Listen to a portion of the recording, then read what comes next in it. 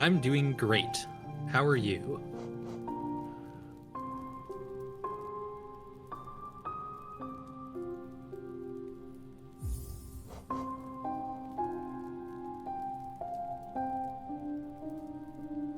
Yeah.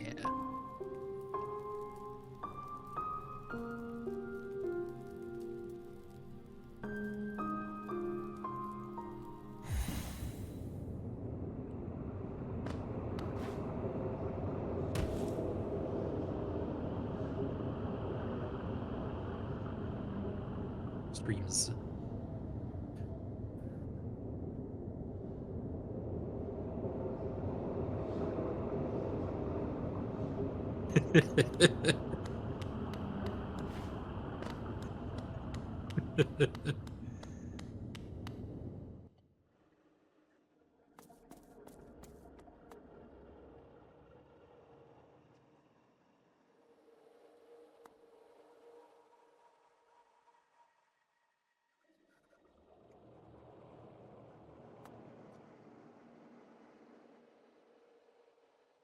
It is.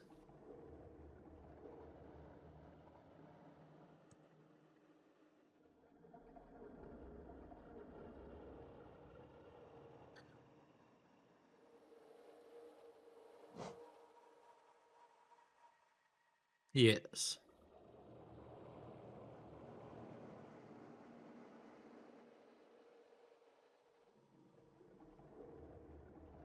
Yeah.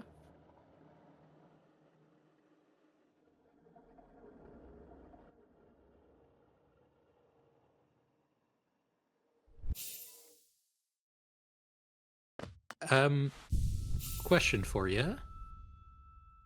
Is your audio coming through on OBS? Because I'm not hearing you on the stream.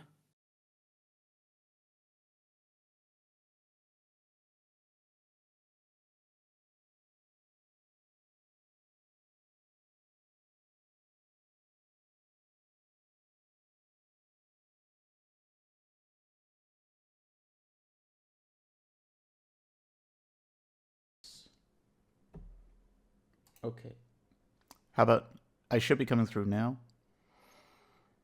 You are. Excellent. We got there. At least we caught it at the start of the stream. Sorry about that, everybody. Yeah, it's not like, someone forgot to turn the mics back on after coming back from break. I don't know what idiot would decide to make that mistake. No. In this case, I can tell you exactly what happened, though. And you will not be surprised by the answer. I made the mistake of running a Windows update yesterday. I will also say, it's not always the Windows update. OBS is just kind of weird about audio sometimes. In this case, I feel confident that it was the Windows update. But, yes. Don't worry, everybody. You didn't miss me going over anything, particularly relevant to today's stream. I was just giving the usual spiel about where and when you can support us. But as for today's actual stream... Yeah, we found the tram pass in the last stream, and now we're going to an area we haven't explored yet that is close to the hive. Correct. This is a back road into the Royal Waterways. We can't come in from the other side because we don't have the ability to super dash to the right. Eh?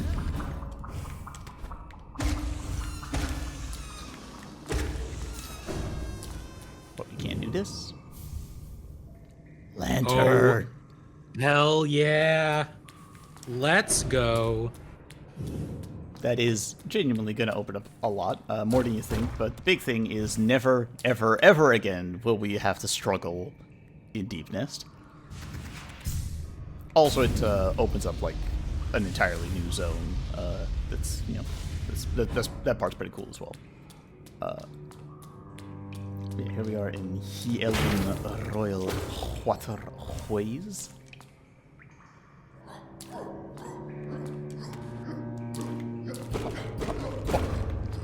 Yippity yeah. Where did I get that from? It was a stand-up comedian? Anyway. Yeah, and interestingly, this is also a shortcut to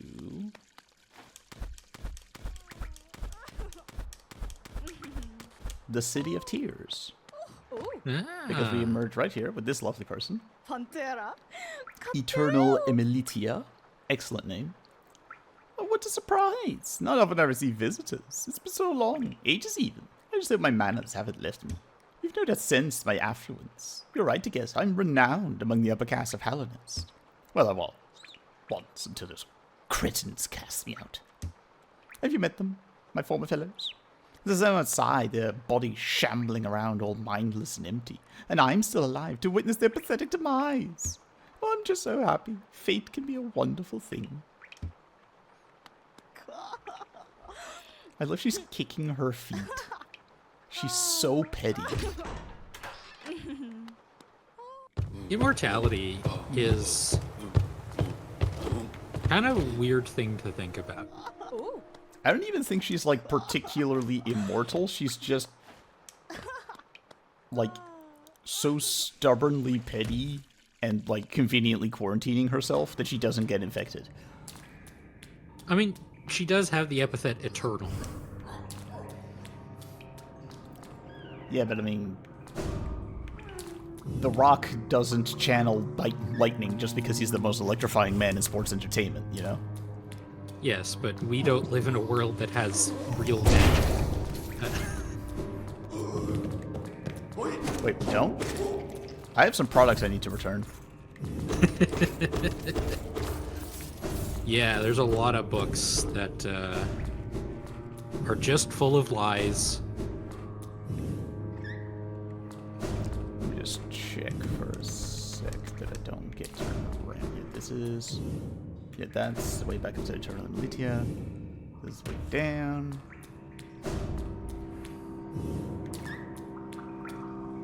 Notice also how none of this looks particularly dark anymore. Yeah. Only those who prove their honor in combat may enter the grove beyond. The Defender. Because, like, I watch a lot of things that, you know, I love me an urban fantasy show. I will do my best to not talk about a very specific one.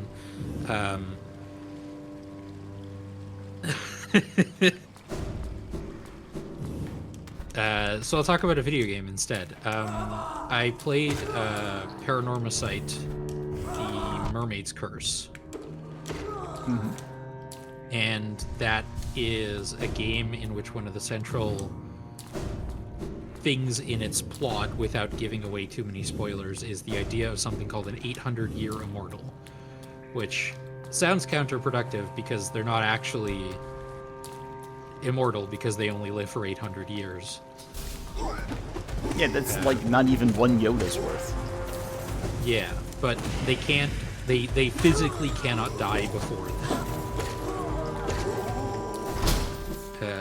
And I always find stories about how immortality, like, really sucks. Mm-hmm. Quite fascinating.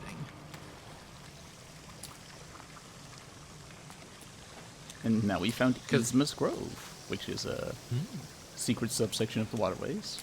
Speaking of Isma, that's her right there. Bye-bye. She's one of the 5 knights, right? Yeah, the 5 You Knights looked of this up Atreides. last week?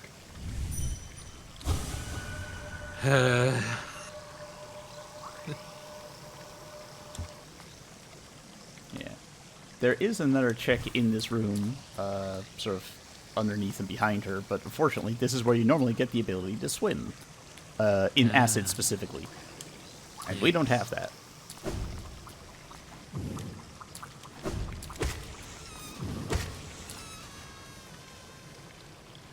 I'm actually trying to figure out how I'm going to get out of here. I have a plan. Teleport. Yeah, okay, we'll teleport, because I don't think I can... Yeah, okay, that part's not happening, so... This is why one more question. Yeah. Is there enough of that platform on the left side of the platform you're currently standing on to, like, super dash? For me to dash, yes, but this part gets low enough that I wouldn't, like, I need to get lower than this platform goes down, basically, before it hits, Gotcha. like, a curve. Yeah, this is why I wanted to open up the shortcut back to City of Tears real quick. Because it'll save us a bunch of time here. But okay, we got a grub. Aren't you excited about grubs? I mean, genuinely, they only get us money at this point, right? And we don't have, like, a huge amount left to buy? If I'm remembering correctly, we might have... we still have one more nail upgrade to get that will cost genuinely a lot of money. But we're very close to getting that, because I'm pretty sure that nail upgrade is 8,000 GO.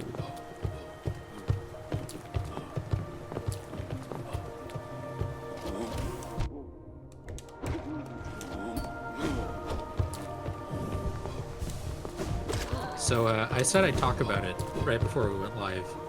I injured my mouth yesterday. Having dinner. And I did it by biting into a particularly pointy baguette. A baguette bayonet. I did something very cool last night. I went to a showing. It's like this company that travels around the country here in the Netherlands.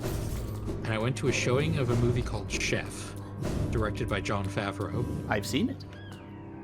It's very good. I'd never seen it before yesterday. Where they, like, do showings of movies and they bring you food at certain points in the movie, and they bring you the food that they eat in the movie. They certainly picked a good movie for it. Yeah. It is one of the more sensible choices. Like, there are some ones that I maybe wouldn't have picked. Texas Chainsaw Massacre? No, they're all food movies, but one of them's like... Oh, Texas Chainsaw Massacre has a very famous dinner scene, I'll have you know. Yeah. One of them's like The Menu. Ooh, yes. Excellent movie. Highly recommend it. I wouldn't go so far as saying excellent, but it's pretty good. I adore that movie. Like, solid, like, 8.5 out of 10 at least. What? Yep. What? Or at least, we are thinking of the one with Ray Fiennes, right? Yes. Okay, yeah. In that case, yeah. And then, oh, hello. The other one that's kind of a weird pick is La Grande Bouffe, which is a movie I don't expect you to have heard of. Or Le Grande Bouffe, I think it is. I think it's but Buff, it's... but yeah. No, it's Bouffe. Bouffe. Okay, yeah, that is Bouffe, yeah. Which is another satirical movie about a group of wealthy friends who decide to go to, like, a manor in the countryside and literally eat themselves to death. Aha. Yeah, not the movie I would have picked for, like, let's have a nice dinner and watch a movie together. How do you cater to that? Like, what was the food like at that screening, I wonder? I don't know, but I off the top of my head, there were 15 courses. That's more than there are in the literal actual menu, like The Menu, which is a movie about a pretentious restaurant. Yeah. And, like, in the showing of Chef, they didn't even do, like, all of the food in the movie, because, you know, they have a traveling, like, they travel with their kitchen. They can't... You could do that. Like, make that many things for every showing of every movie. They've never been to a Ren Fair, clearly. But yeah, when I said the lantern could get us a new area, it's because of this. You can reach this toll booth without the lantern just fine, but for whatever reason, maybe you can't read the price, I don't know. you cannot interact with this toll booth unless you have the lantern. I do notice a weird, like, crystal bug in the bottom right of the screen. That's going to be interesting. Big lads. And it was a very fun experience watching Chef like this. An unfortunate consequence of this setup meant that the food was kind of delivered in a weird order. Right. Because they were like none of them were particularly big because there were 7 dishes in total. Mm-hmm. But, you know, when you have a normal meal, you expect, like, if you're going for the full 3, you have, like, appetizer, main course, dessert. Yeah. And the dishes were, in this order, sausage gumbo. Which feels like a main. Korean... I hesitate to call it fried chicken because I don't think it was actually fried, but Korean spiced chicken. Maybe like air fried. Some sort of... God, what's it called? Come on. I know it in Dutch. Buikspek. Backgammon? No. It's... Pork belly? Pork belly, there we go. And then chocolate lava cake. And then a Cubano sandwich. Mm-hmm. Which I have had and it's delicious. And then as your final course, beef brisket. For one, that just sounds like quite a lot, although I assume their portions are small enough that it's manageable. Oh, for sure. Yeah. But yeah, that's a lot of mains and a dessert. But the dessert isn't last. Sorry, there was the chocolate lava cake and what else? Beignet. Right, yes, the beignet. But yeah, the desserts were dishes 4 and 6 of 7.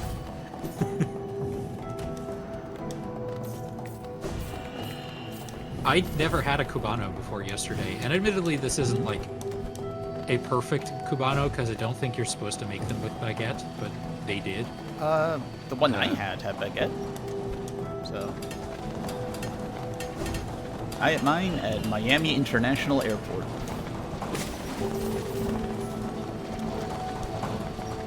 But that was, like, the Cubano was the best part.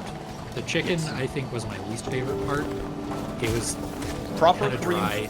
Proper Korean fried chicken is amazing, but when it gets phoned in, yeah, I imagine that's not good. Yeah, like, I don't even think it was fried is the thing. Like, there was no batter that I could taste. Mm-hmm. Like, it was spiced with, like, gochujang, so it was Korean style. I just don't think it was fried. Oh, these are so rude, these platforms. Yep. Luckily, you can pogo off of the spikes, and if you do, it automatically does flip it back. So, it's workable, it's polite, it's just, you know, not the most convenient thing in the world. The closest I ever came to what you're describing, where there's like, I go to a place that is explicitly a dinner and a show, was at the Excalibur Casino in Las Vegas. Yeah. Which runs a We Have Medieval Times restaurant at home. There was a big old jousting show in the middle of that, and while we were watching that, they brought us, like, bread, like potatoes and a bit of broccoli, the world's tiniest chicken, and I can't remember what it was for dinner, and you ate all of it with your bare hands. Mask shard.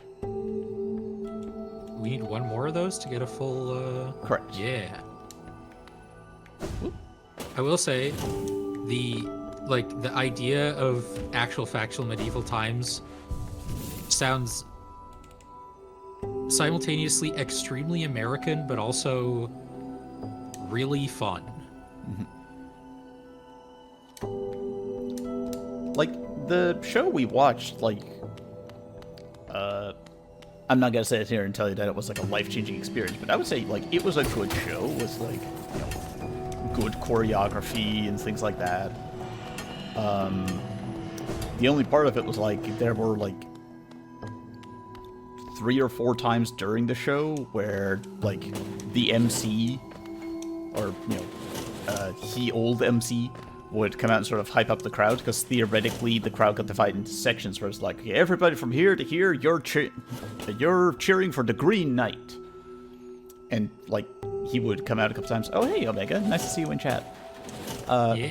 He would come out like 3 or 4 times to hype up the crowd, which is fine. I don't mind. Like, I'm not sitting here being like a curmudgeon who's like, I refuse to cheer. I was just like, I'm eating. You're making. I am stuffing my face with chicken and you're making me go yay. Roar! I think it was one of the more recent episodes of The Panelists where they had to like reinvent medieval times, and just the idea of like watching 2 knights fake fight while you're chomping on a giant turkey leg, like, oh, that's the dream, I think. This place is particularly dark.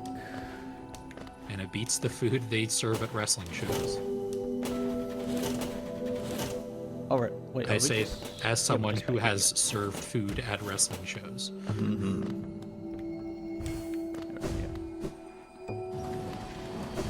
Just making sure I cover all of my angles and I'm not leaving anything out. Crystal Peak is a dense place when it comes to checks.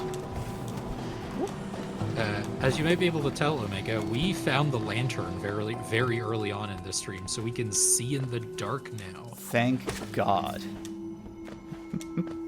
Like, you can even see, like, sort of the range of the light in this room is, like, my God. Like, I think previously we literally had, like, less than 1/6 of the sort of vision that we do now. Yeah. Oh, feels good. It do.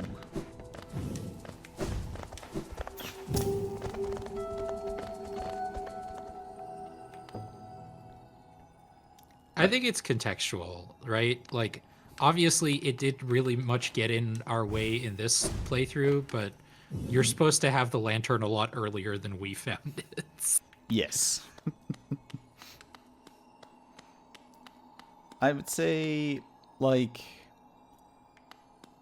I get why developers put light and dim mechanics into games, you know, historically speaking, because it's a way to show off your fancy new lighting and your fancy new game engine.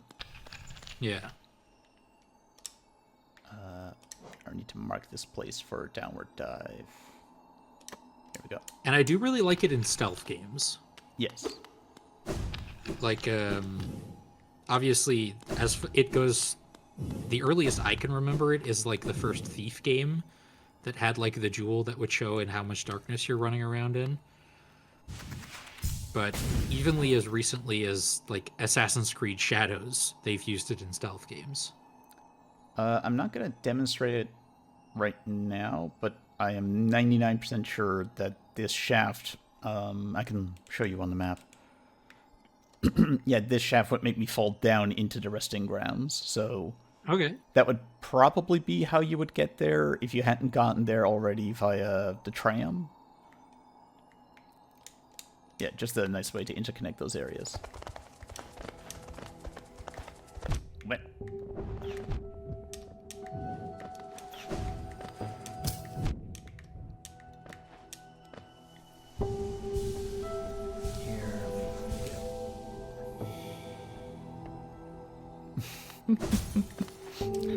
Flash is a BS HM, you're not wrong.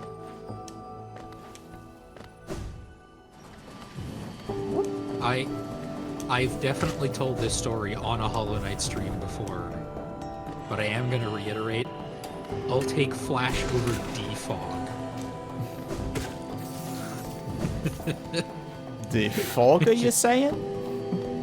Which is just Flash, but worse. Like, Flash at least has some use in combat. Defog is... Flash Defog is Flash wearing a silly hat. Don't know what they were thinking when they decided it was gonna be the new HM Pokemon Diamond and Pearl.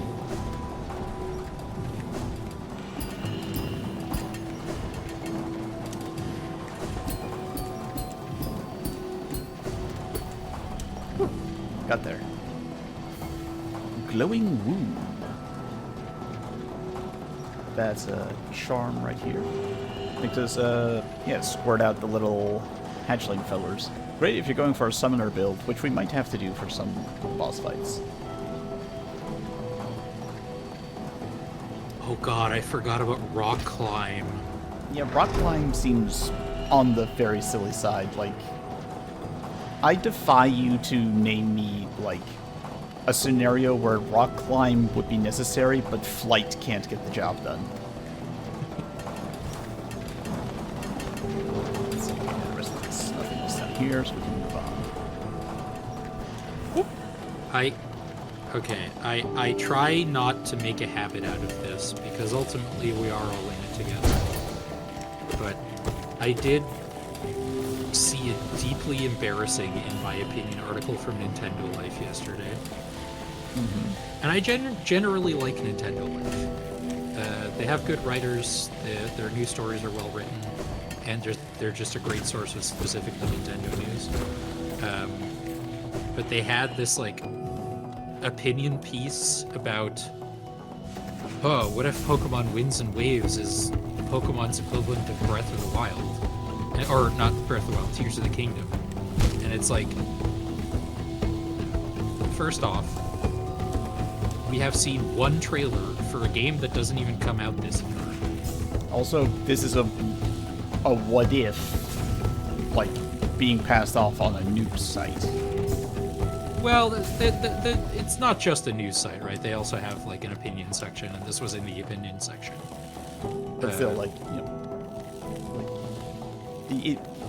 this isn't even an opinion on a thing that is available to have opinions on yet. It's, yeah, like, it's, you know, fantasy. Yeah. It's fantasy booking. And the main crux of the argument was, like, they showed off in the trailer that, like, there's underwater sections with Pokemon, and not the most exciting get. And because it's called Winds, there could potentially also be, like, sky sections, just like in Tears of the Kingdom. Omega is saying that was Scarlet Violet, actually, where this piece happened. No. I think this was in reference to, could this be Pokemon's answer to Breath of the Wild or Tears right, of the Kingdom? Yeah. Exactly. Okay, And they were talking about, like, oh, and then you can, like, ride Pokemon to go on these different zones, and it's like, you mean like in Sun and Moon? You mean like in Sword and Shield? Legends Arceus? Yeah, like, like, people forget this, but Sword and Shield did very technically have a tiny bit of, like, Sword and Shield mostly got rid of the, like, you can't go here because you don't have the right move. The closest they got was the bicycle upgrades that would let you cross water, so... Yeah. Hey, Cornifer. This might actually be the last time we buy something from him. I'm not sure we have any other places left to buy from him.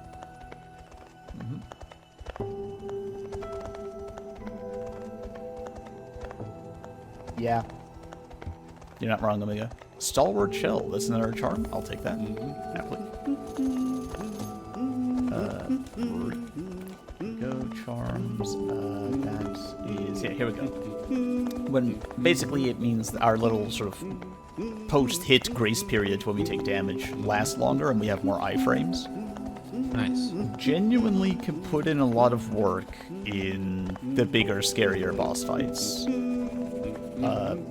Although the alternative would be not to be that person, but no, not taking damage.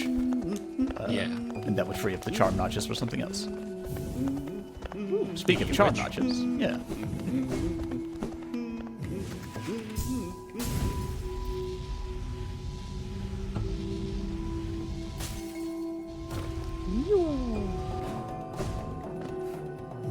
Also, the whole, what if this is, you know, Pokemon's answer to Breath of the Wild? I'm aware that this is not a popular opinion, but for me personally, that would not incentivize me to buy it, let me tell you. Yeah. Like, I don't dislike Breath of the Wild, but I feel like it failed to capture a lot of the personality that I have frankly come to expect from Zelda games. For for a variety of reasons and in a variety of ways, like, my not so hot take is that Breath of the Wild has a terrible soundtrack. It is kind of funny to have the sample of the four of us here on Gamepodular have some, like, let's call it unpopular opinions on video games. Like, I honestly don't know Scott's opinion on Breath of the Wild and Tears of the Kingdom. You don't like them. I don't like them. Rosalie, like, kinda likes them, but she doesn't like the visual design of Zelda from those games. And also, we have talked about this on the podcast about, like, you know, she and I are both not very good about it. We both do the thing where, like, a new game comes out and we kind of forget the other games we're playing. And she hasn't touched Tears of the Kingdom in, like, years at this point, which I will say probably a sign that she doesn't like it super much, or at least wasn't invested in coming back. But you know, that is us putting words in her mouth, so you know, take that with a grain of salt, everybody. Yeah, and I don't want to yuck people's yum, obviously, because I'm sure there are plenty of games that I like that a lot of people don't. But it is just kind of funny how, like, A, we sort of mostly go against the grain on Breath of the Wild and Tears of the Kingdom, and B, ooh, another charm. And that one's important, Joni's Blessing. Let me turn these off so we get rid of the thumping noise. But yeah, Joni's Blessing, I think I've alluded to this one. Transfigures vital fluids into blue blood.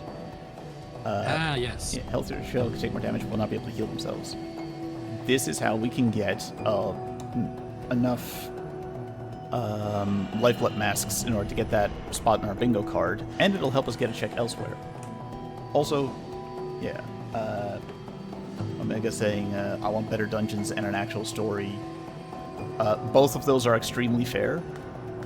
Briefly touching on the soundtrack thing I mentioned, you're absolutely allowed to disagree. Like, I'm not saying that the melodies and stuff they composed for the soundtrack was bad. I mean, the decision to reduce the entire soundtrack to a single instrument, which is sparse, tasteful, minimalist piano, is, I think, a disastrous idea for an open-world game meant to capture a wide variety of different cultures and vibes. I don't know what they were thinking with that, and I got sick of that particular musical aesthetic extremely quickly because it only fits a small number of the actual moods in the game. So it was more when I say it has a terrible soundtrack, I mean, I don't mean it is terrible music, I mean it is a terrible choice as a soundtrack to such a big, varied experience. In the same way that, like, you and I have talked about, like, this isn't a bad song, but who thought this would be a good entrance theme for a pro wrestler? Yeah. The Breath of the Wild soundtrack to me is full of, like, not bad songs. And I don't get why somebody thought this would be, like, as an ensemble, a good soundtrack. Okay. Here we go. Smack, smack, smack. And the other thing is, we have one Hollow Knight fan between the four of us. A game that is otherwise also has a reputation as being pretty universally beloved. Mm-hmm. And I will say that with a caveat. I don't dislike the game anymore.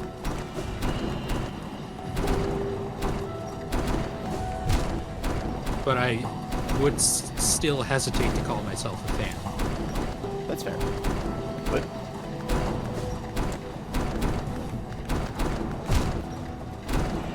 let's yeah, overshooting. That's the problem.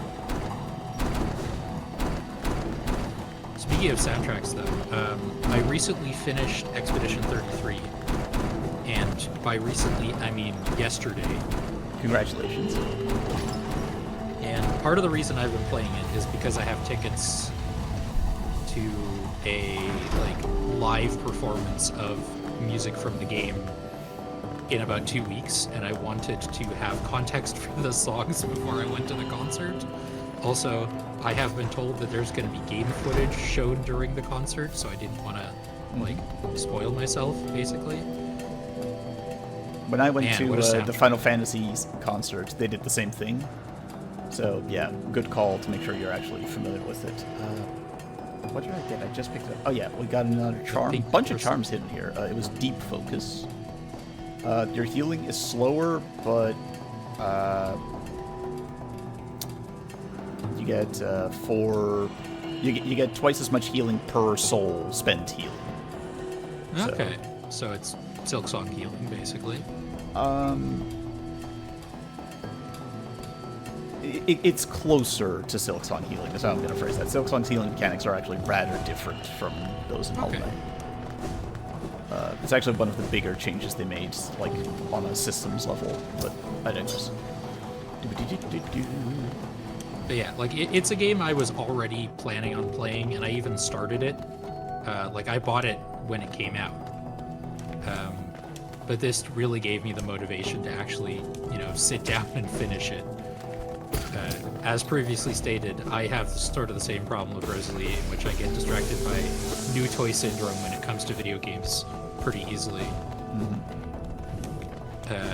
But yeah, what a soundtrack. And gotta tell ya, as an enjoyer of accordions,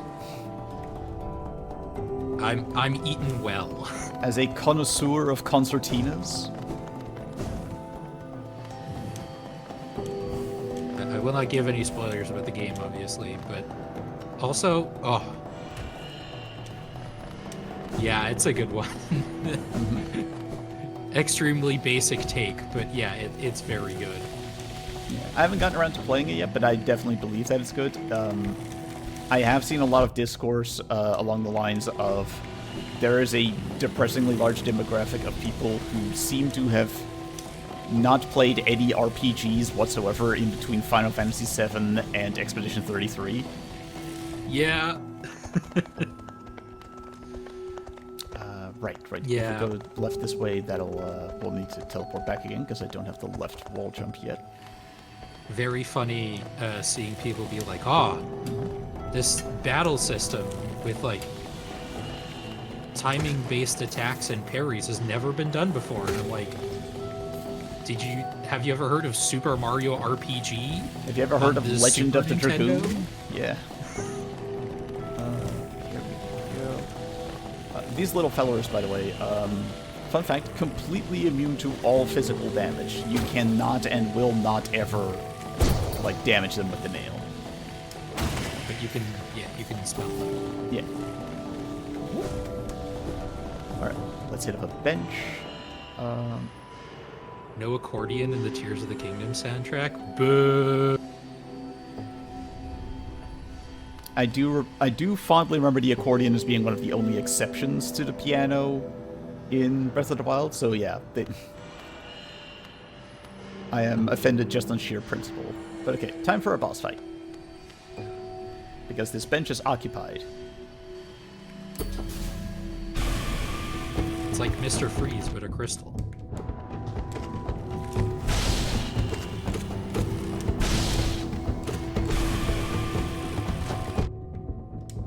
We are the Crystal Guardians. We don't last very long. Because you've upgraded your name. An arcane egg. We can sell that. Is that our first one to pick up? Let's check. No, it's our second. Okay, yeah. Here we go. Mysterious stone egg from before the birth of Hallarnest, relic from the ancient past, and now holds little value except for those dedicated to history. Yeah. Also, it gives me a chance to sort of check in on the map situation. Right, there is definitely some stuff there.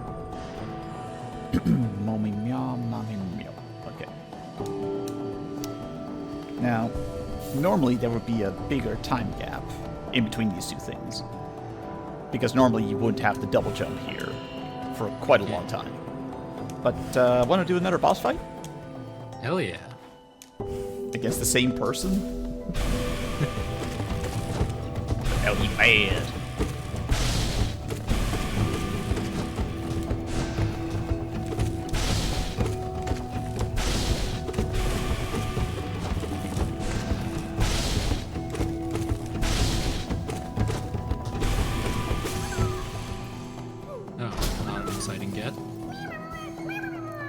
We have to be getting close to the end of those, right? Like, at some point, we're gonna run out of grubs.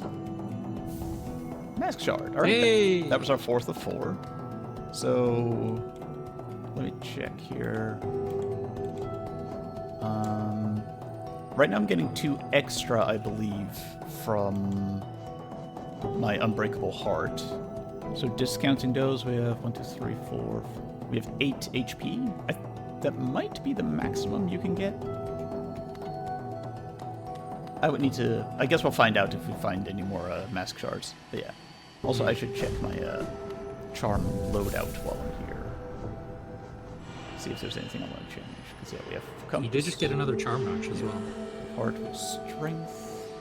I could get the swarm, but we don't really need money. Grub song is never a bad idea.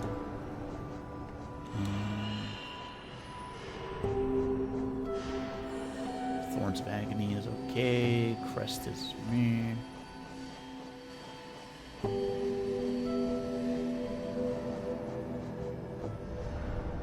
I guess I'll go for Grub Song. And also having Expedition 33 mostly finished by now. And I say mostly because I have seen the ending of the story. But there's some, like, post-game stuff that's really hard. That's basically optional, and I say basically because it's more, like, lore relevant than plot relevant. That I haven't done yet, but I'm happy to, like, do those at a later date. And it does also free up more time to play Monster Hunter Stories 3, which came out a couple weeks ago. And I'm really enjoying so far. Nice.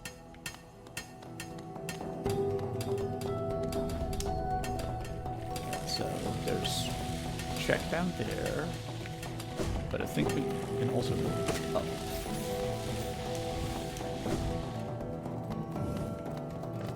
Oh yeah, this room. I remember this room. There's... wait. Apprentice of the Crystal Guardian. That's honestly a way cooler name than what they actually have. Hold on, let me kill them so I can check the journal. Yeah, Crystallized Husk. Oh. Yeah, you're right. Apprentice of the Crystal Guardian is a way better name. Apprentice of the Crystal Guardian sounds like a YA fantasy novel. Like, in the same vein of, like, The Alchemist, The Secrets of Nicholas Flamel, or whatever it was called. It sounds like a King Crimson song.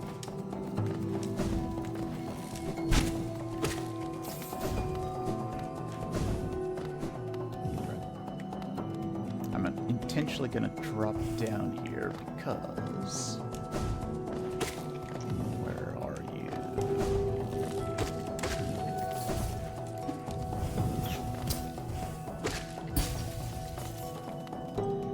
Sounds good. Is that good? I would say so. You'll see what it is when we get it.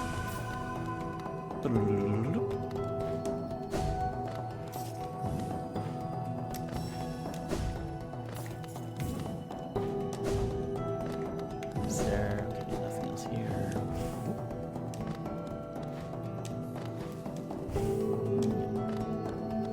have now also, one more thought about Expedition 33. I have now actually bought the soundtrack to listen to it on its own.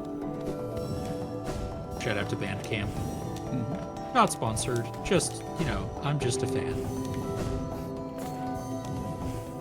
You just like the sock.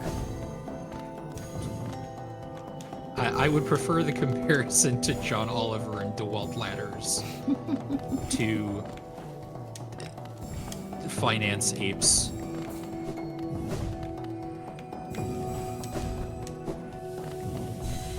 There we go. Another charm? Previously, we only had one half of this.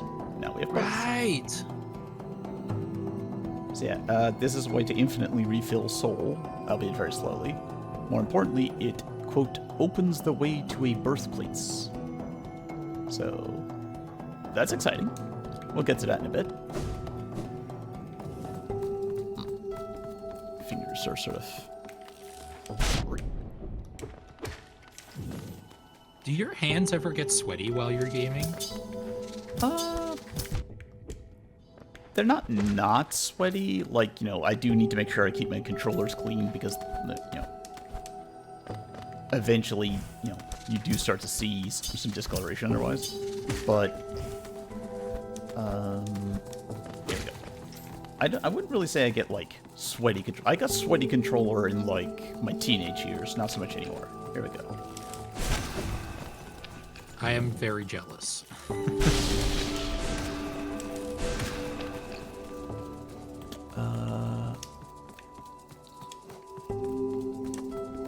we go. Mark this for another downward dive.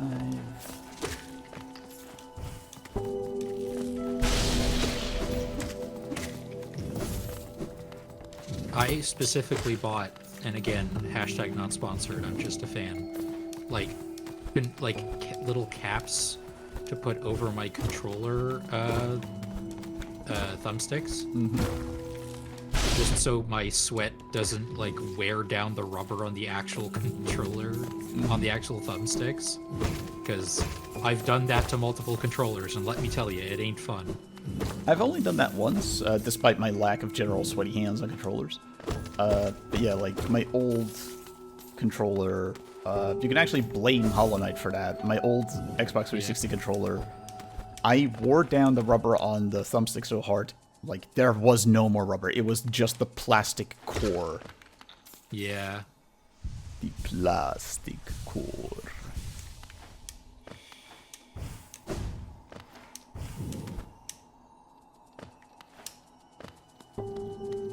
So yeah, we go. Boss Nass discovering Kinder eggs.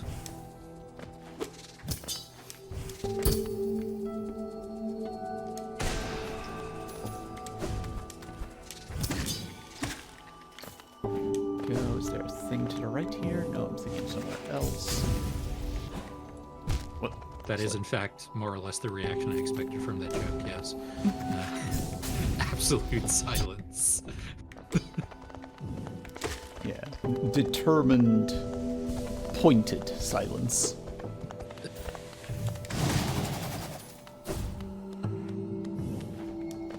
What's the point of this little nook? I think it's just a shaft to catch you from your, super dash. Oh, that's gonna be... And also the pill bug probably walks around in there. What? Here we go. Is anything here? No, okay. Wow.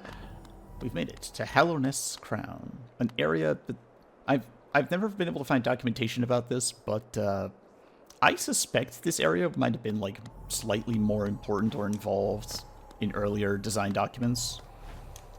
Because as you're about to see, there ain't much to it.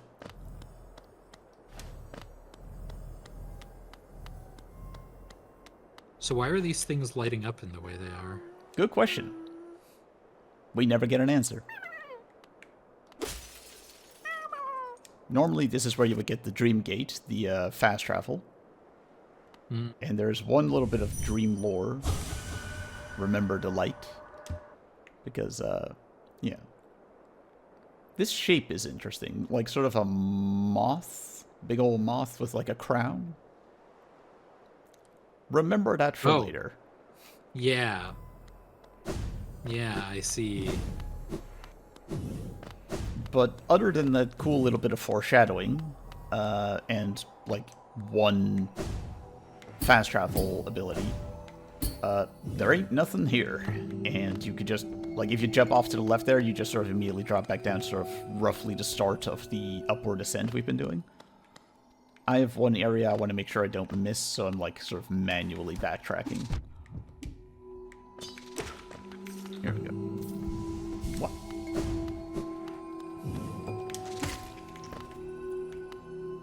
Here we go. I want to see more moth, like, inspired things. Moths are cool.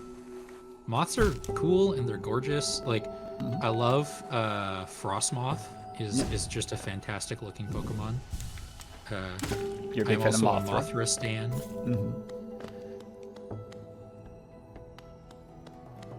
And, you know, like, Mothra is adjacent to a lot of devastation and destruction, but 99 out of 100 times that's actually Godzilla's fault, you know? Yeah.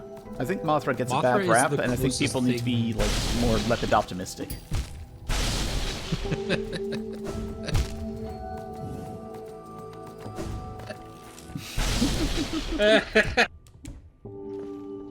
Oh god. See that, dear viewer, is what we call a funny joke, as opposed to the one I made. Interesting.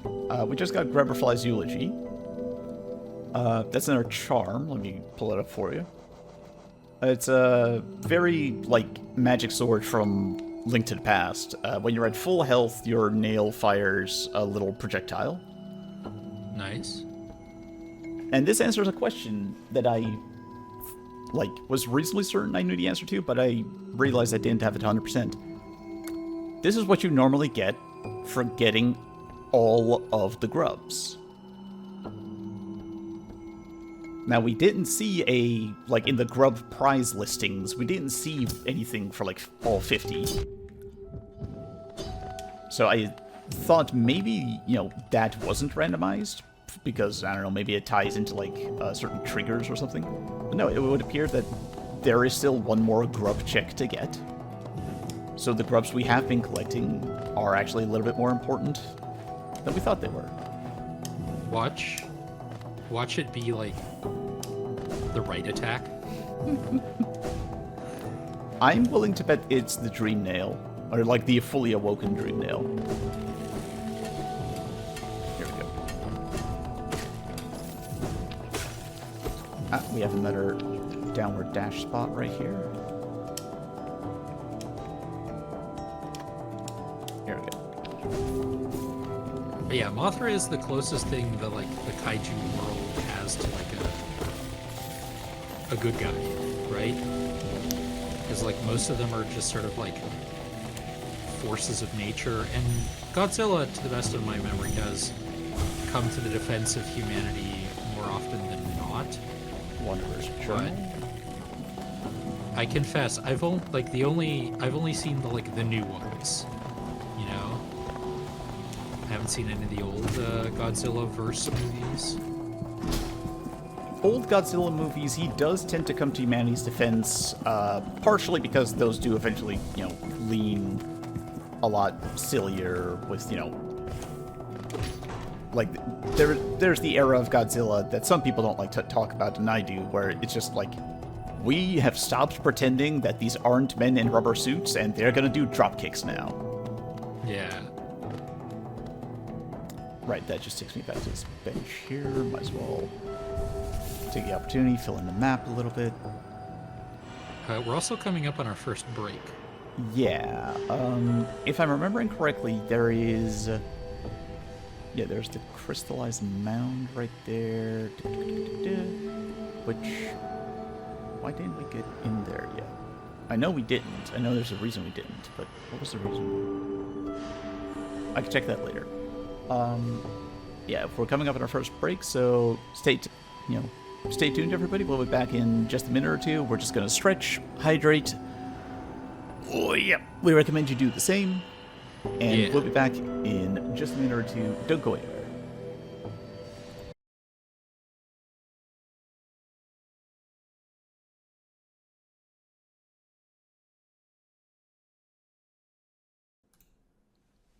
And we're back, everybody. Hope you're all doing well out there.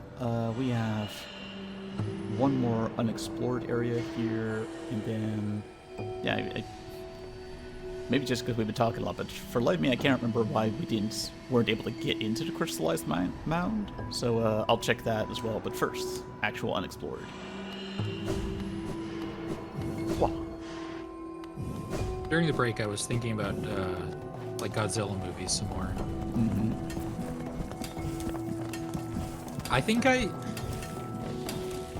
this is like knowing you've known me for a long enough time that what I'm about to say is going to be deeply unsurprising, I think. But I think I just love big monsters. Correct. Like, I mean, on some level, I know you just like big in general, but yeah, big monsters would explain, a lot about, say, the number of hours we've spent on Monster Hunter together, for example. yeah. And honestly, those like the new slate of like Godzilla and related kaiju movies, I'm just gonna keep watching them. Like, as long as they keep making them, I'm going to keep watching them.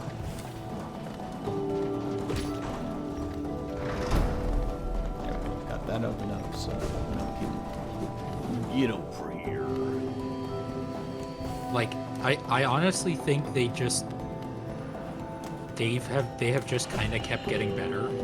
Like, I didn't really like the first Godzilla movie all that much. Dream Shield. We've gotten like 8 charms today, it feels like. Yeah, we've gotten 8 charms, 4 grubs, and the lantern. So the lantern's good. And to be fair, this charm actually gets us like a couple checks, but yeah. But yeah, like Kong Skull Island, banger movie. And the like Godzilla vs. Kong and Godzilla X Kong: A New Empire. Oh my god, I love those movies so much. Like, they're very big and stupid, and I love them for it. Yeah, they're big and stupid, but I would be annoyed if they weren't. You know?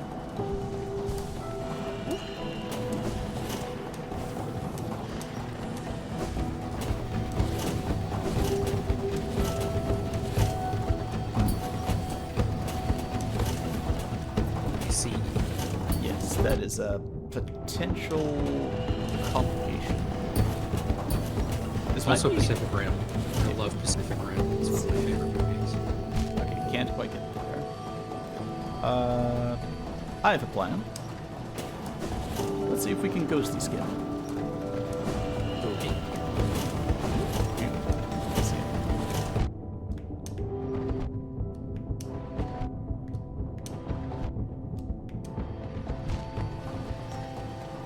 I haven't watched Pacific Rim 2, though. Which, You don't need to. Yeah, I was about to say, seems like a wise decision on my part. I have never met anybody who actually liked that movie. I've met people who, like, sort of bemoan so-and-so actor was in this and, they were doing good work. I wish they had done good work in a better movie. But, Yeah, because isn't, like, John Boyega the main character of that movie? yes, because what's-his-face didn't come back. Charlie Dunham? Charlie Hunnam. Hunnam, that was it.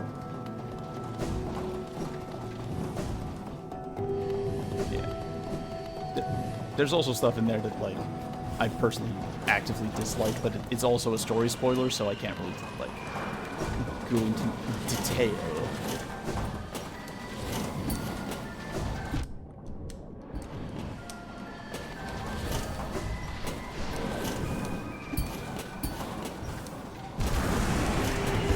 Ah, okay. So I need to stay very low. Yeah. And also, we did upgrade the nail, which does give us... It gives us enough bounces, don't worry. Like, you don't lock yourself... The only way you would lock yourself out of ghosty skips is if you, like, upgrade it all the way. Like, before that, you might make it harder on yourself with fewer hits, but, like, you can still get everything anyway. I could try and set that up and really, carefully try to steer him, or we could actually use that charm we got. Oh, Automod has got a, yep, we got one. We got a chat bot that ain't getting in. Get dunked on, loser. I have banned them. Woo. But yeah, let's go over to the ancient basin. I banned thee. I'm bannery. I don't expect you to understand that reference. Don't worry. I don't even know if that video's online anymore. All right, Joni's Blessing is also actually a check. Wonder which one we should do first. Let's actually do the Joni's Blessing one first. And then, just to make sure we have enough.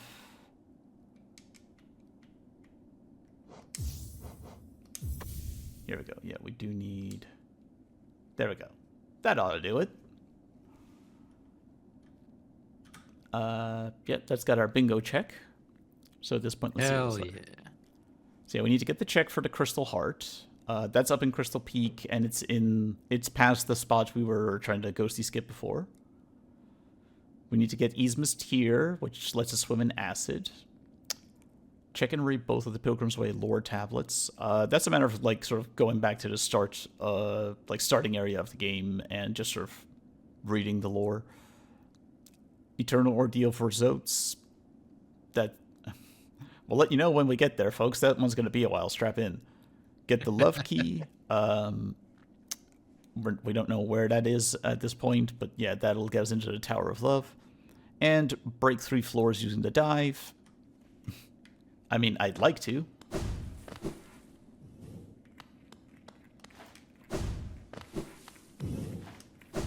Here we go, an ancient basin. If we drop down...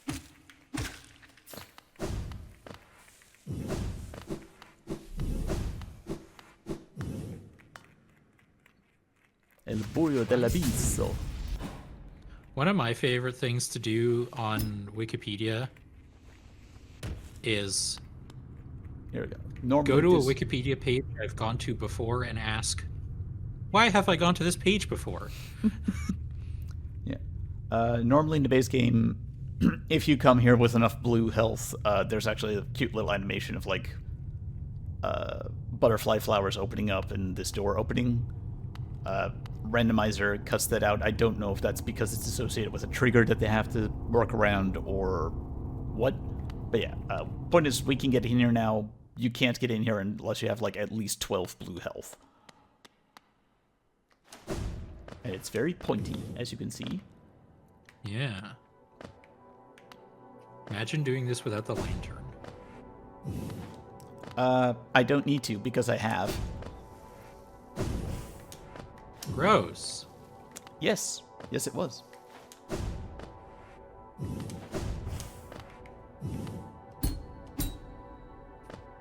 Oh. It's a tight fit. Tight.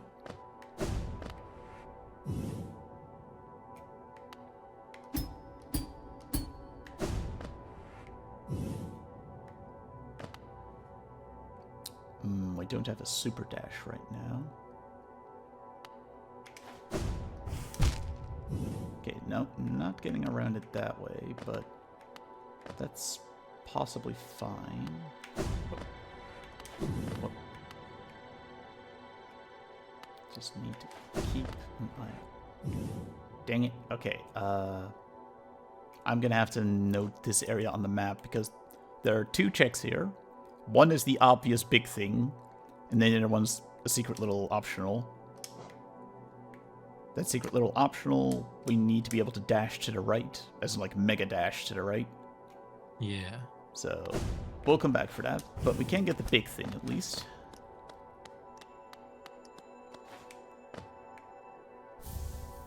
Arcane egg.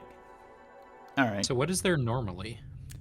I'm trying to remember, actually. It's one of the blue heart ones.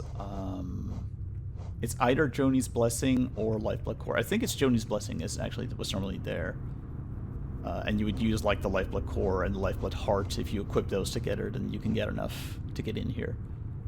Ah, I see. So, okay.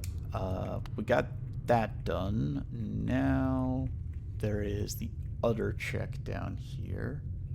But I'm trying to remember for a sec. I feel like there was something else nearby here that was very irrelevant.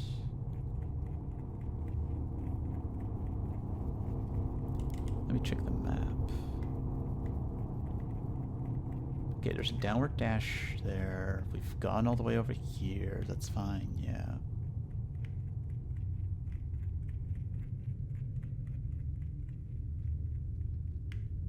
I'm probably thinking of something else. But okay, yeah, at this point we can warp back, equip the other charm, and get the other check. Boop. Here we go.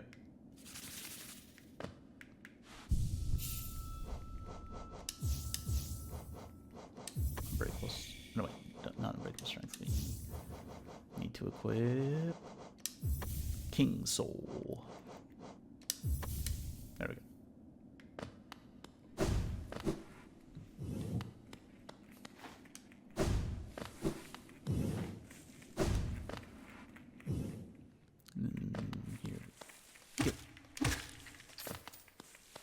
It feels wrong not one-shotting those, but here we are. Yeah.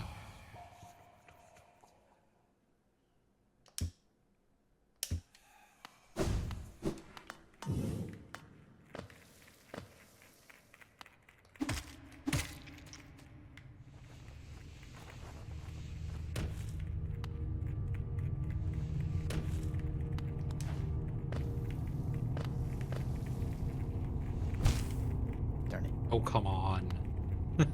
You could see the wings. I had hit the double jump button, but Yeah, that's such a rude place to put spikes. yep. Here we go.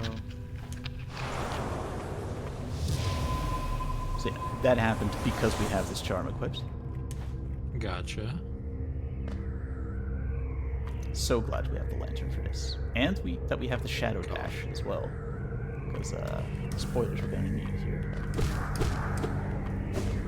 That's so many corpses. Yep, this whole place is corpses.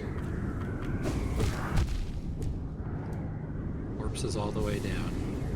Literally. It's Yeah. very French. Very catacomb.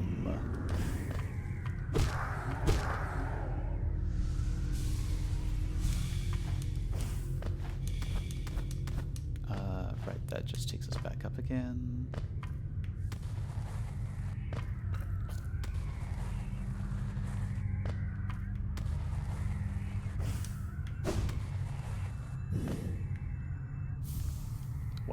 Essence. Okay. Bam. Oh, that skips me to the top. Okay, that works. Meant to do it. Yeah, There's we in the business call that a damage skip. Mm-hmm. Yeah, this is a speed run, so what's our time? It's currently 3:15 in the afternoon. That's definitely what you asked, right? We can do the math later.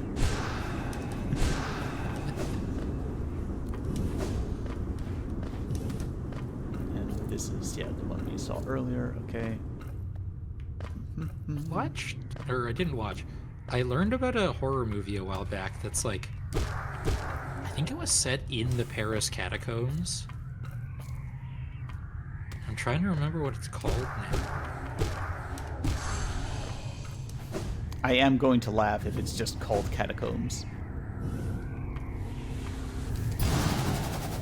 The problem is it could also be set in like legally distinct, not in Paris catacombs. I mean, I would ask why would you bother with that, but that would mean you don't need to do location shooting in France. Yeah.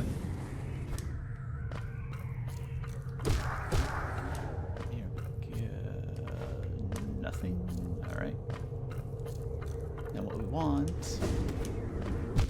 Ow. You were hidden behind scenery. That's very rude. Here we go. It was set in the catacombs. It's called As Above, So Below. Alright. And here we go. That's a good reward. That's a very good reward. Also, fun detail.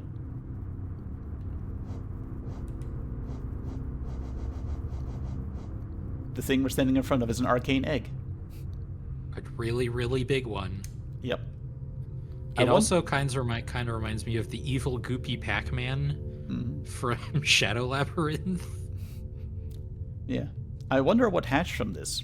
If only there was some sort of, like, environmental storytelling that could let me know.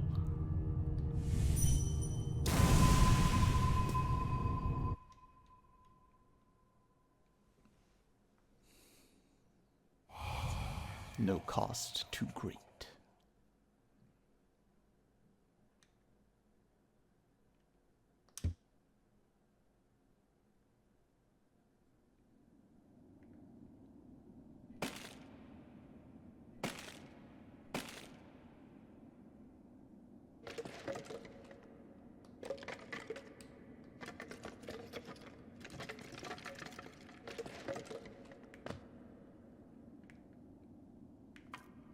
We have a little flashback scene to when we got out of here.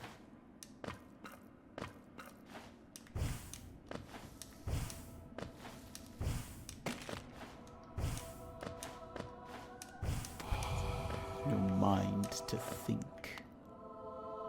Also, keep this music in mind, because we're gonna hear it again eventually.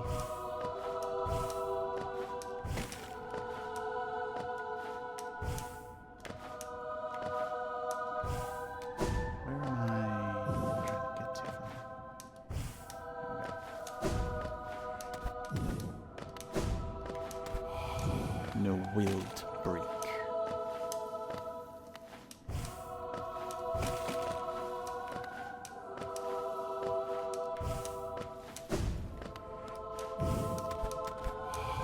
No voice to cry suffering.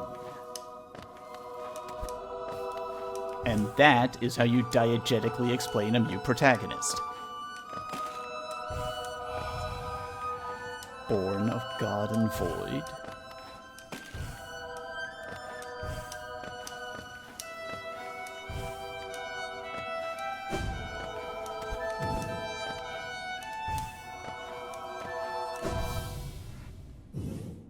Hey, bud.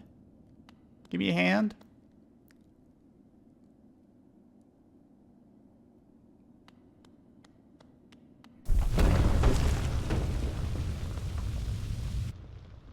It's him. It's John Hollow Knight from video games. Literally the only part of the sentence that's wrong is the word John. Yeah. You shall seal the blinding light that plagues their dreams. You are the vessel. You are the Hollow Knight. More importantly, we have the left mantis claw. Do, do, do, do, do, do, do, do, do, do, do, do, do. I'm immediately thinking of that one place we tried to ghosty skip that we now don't need to anymore. Yeah, along with approximately 1 billion others. Yes. But yeah, I love that they diegetically explain why our, why Bug Knight doesn't talk. It's because they don't want him to cry out in pain, because they don't want to feel guilty over the suffering they're going to inflict on him.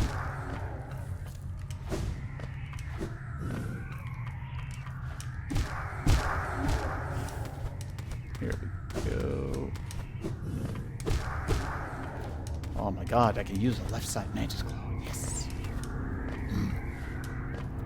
So, does this mean we don't have to do ghosty skipping anymore? Correct. We have the double jump, and we have both sides of the Mantis Claw.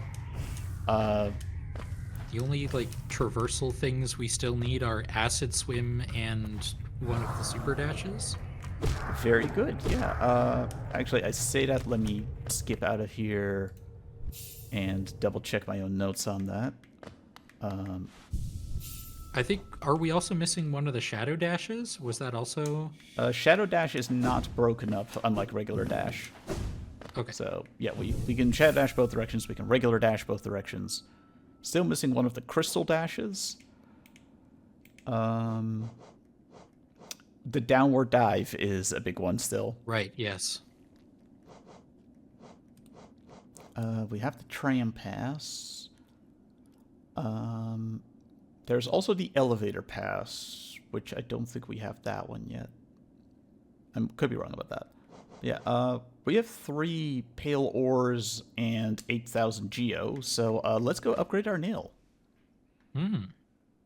One last time. Actually, there's a certain order in which I want to do this. Put a pin in the nail for a sec, or I guess put a nail in it. Instead, if we go to green path, we go to, I think it was the Stone Sanctuary.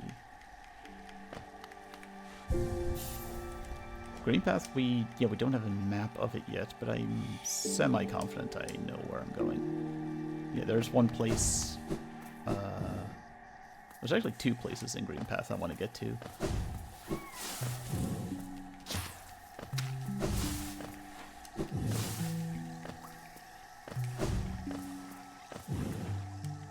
Go jump over here. Yeah, this is where we, once upon a time, we fought our friend, the massive moss charger. Which, saying it out loud, that name has big Yu-Gi-Oh card energy. It has Yu-Gi-Oh card energy from like 15 years ago. It's too normal now. Yeah, like nowadays it would be like massive moss charger of the Catoblepas Legion or something. Yeah. What was that Yu-Gi-Oh card we found like not that long ago that I didn't even know how to pronounce? Interplanetary Purply Thorny Dragon? Oh, I know how to pronounce that. Right. CXC's n.as.ch.night.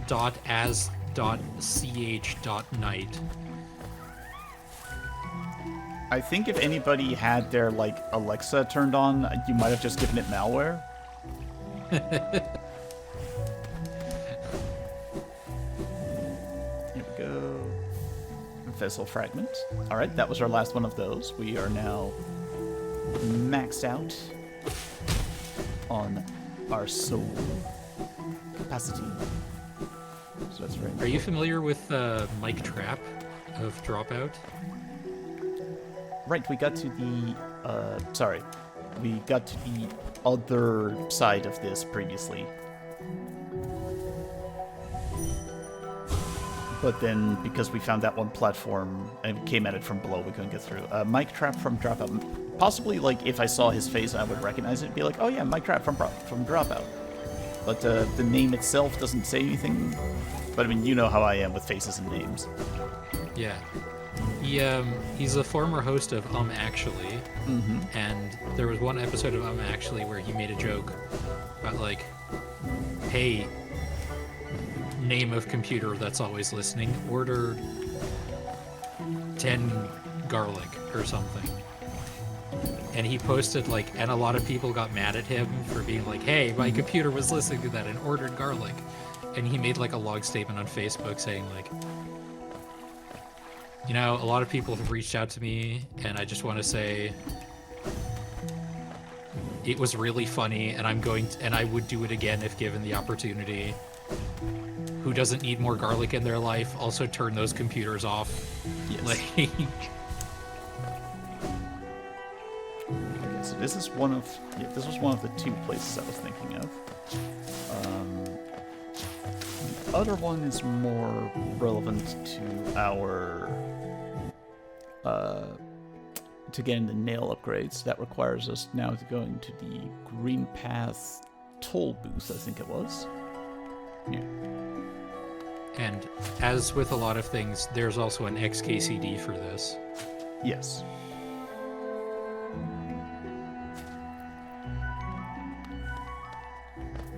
I wanted to say there's also loading ready run stream highlight about that, where I'm gonna withhold the name of the assistant so that it doesn't happen to other people listening. But Yeah. somebody joked, "Hey, assistant, delete all my emails," and Oh yeah. it this is it was on for some reason. So it was like, "Are you sure about that?" And he was like, "No, don't." I think that happened to Ian. Sounds like an Ian move. Very Ian coded.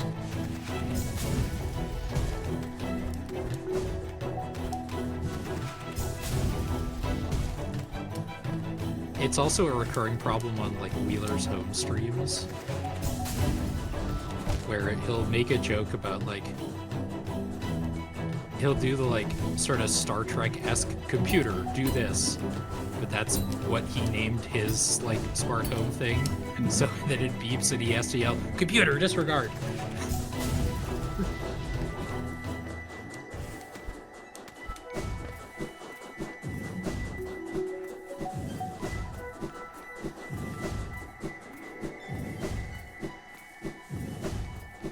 Let's just open up the shortcut back again.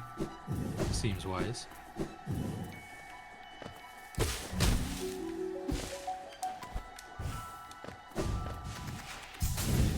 Wow. Now, the reason we're coming out all this way is we have all three of the great nail arts at this point, Yes. but we have not met all three of the great nail masters. We met two of them, and we found out that Sly was actually the great nail sage. But there's a master unaccounted for.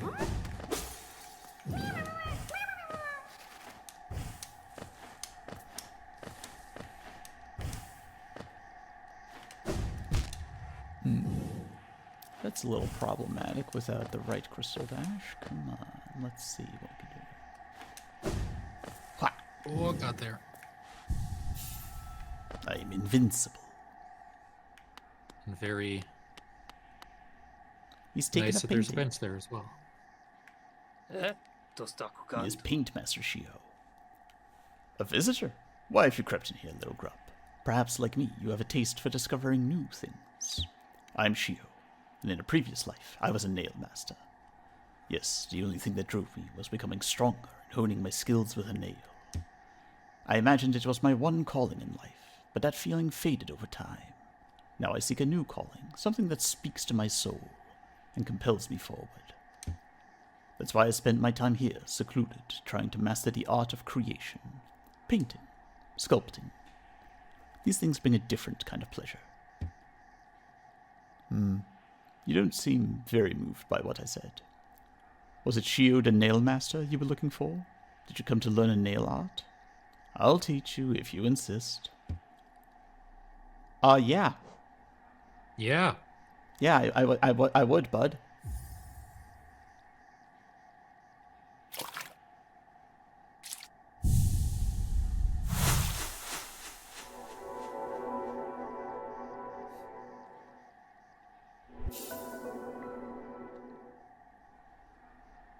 Woo!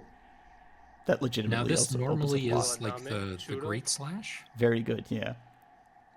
And I also love that instead of the normal, like, sparring animation that the other two have, he gets a little unique painting animation. It's good. Yeah. So, my work, does it move you? The wielding of a nail, the wielding of a brush. These things are not so different. We cut into the world so that we can peer deeper inside. For now, though, I have nothing more to teach you. Your path forwards. Only you can see it. Good luck. So yeah, we are rapidly acquiring, like, actual checks in progress at this point. At this point, we can go get our... Like, we could have gotten the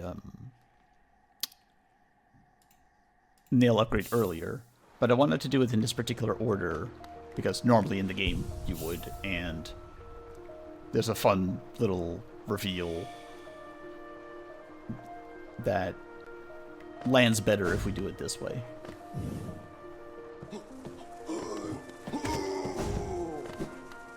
I haven't gotten around to changing my charm loadout yet, have I? No, sure haven't. Oh well. Good chance you'll find a bench on the way, right? I mean, there's a bench right there next to Shio, so... What? Here we go. Yep.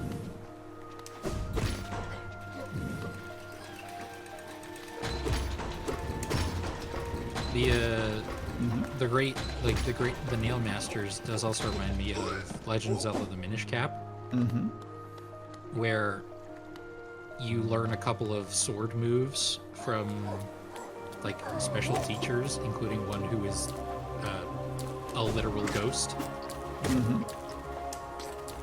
They sort of homaged that in Twilight Princess with the special sword moves you could learn there, but I don't know, that aspect of the game, I liked what they were going for. I wasn't super fond of how it ended up. It felt like it could have been more interesting. I've complained about this before, both on N-Focus and on stream, but like, it's weird that Nintendo just didn't do anything for the 40th anniversary of The Legend of Zelda. And I heard people talking about like a dual pack of like Wind Waker and Twilight Princess HD for Switch, and that would be very cool, because I would like to play those games with the like quality of life improvements. The big one would be for Wind Waker HD. Yeah, they updated some stuff, and that's... Yeah. Like... Was it still trapped on the Wii U, or did they finally get around to putting it on the Nintendo store? It's still trapped on Wii U. Like, original one is on NSO, but HD is still trapped on Wii. That's it, yeah. I think Twilight Princess HD is on Switch now. It's done. The reforging is done. Your nail is much stronger than it used to be. As strong as it could ever be. In only your weapon have I seen such potential. Finally, I behold the majesty of a pure nail. To think this moment has come upon me so soon. I must step outside a moment.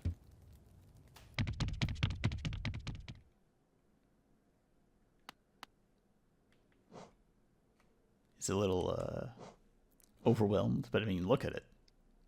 Oh. The ultimate weapon of Hallownest. Crafted to perfection, this ancient nail reveals its true form. Can be swung down, up, and left, but not right. We haven't invented that technology yet. But yeah, I love it.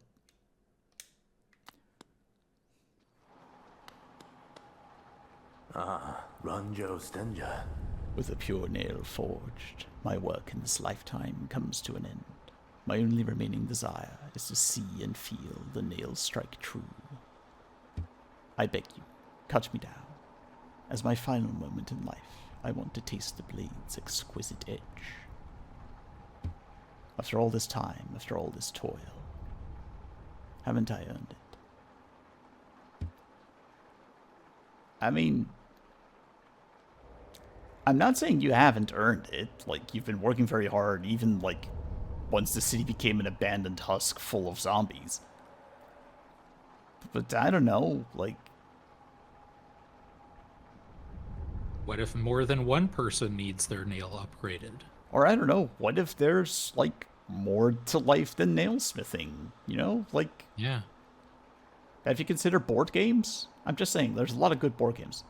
I'm gonna defer on that, if you don't mind. Here we go. In fact, minor correction, Twilight Princess HD also not on Switch. It is, however, on NVIDIA Shield TV, which I forgot existed. Me too, and I only ever remember it when I look up Twilight Princess. Okay, while we are back here on the bench, let me adjust my charm loadout again. Here we go. And I assume that's why people talked about having Wind Waker and Twilight Princess HD on Switch in a double pack would be cool and good. Yeah, and this is kind of a problem with a lot of Nintendo quote-unquote news. There were, like, you say there were rumors, and there were. But they weren't actually founded in, like, actual information being conveyed by the company. It was just conjecture based on the thing that people want. I mean, I wouldn't even, like, I didn't use the word rumors, and I wouldn't even describe them as rumors. It was just people saying, like, it would be cool if they did this. Yep. And I agree. Yeah. Yeah. Popping back to Shio for a bit. I was joking with the board games, but legitimately, actually, our nailsmith friend, should consider maybe changing careers, see if you can find fulfillment somewhere else. Like art, for instance? Ah. Look at him. Look at him. They're making model kits of the Knights of Hallownest. It's so cute. And he painted a picture of him. It's so cute. That is very nice. Oh, look who's joined us. We have quite a merry crowd now, don't we? This fellow came down, wandering into my hut, quite distraught and on his own new quest for a new calling in life. We talked, and found a common love of creating and building and honing a craft. So now we make art together. It's good to have company. I hadn't realized how lonely I was. It's like being with my brothers again. Stay with us if you like. Ah, Ranjo Stenja. Hello, traveler. How strange that we should meet again in a world as vast as this.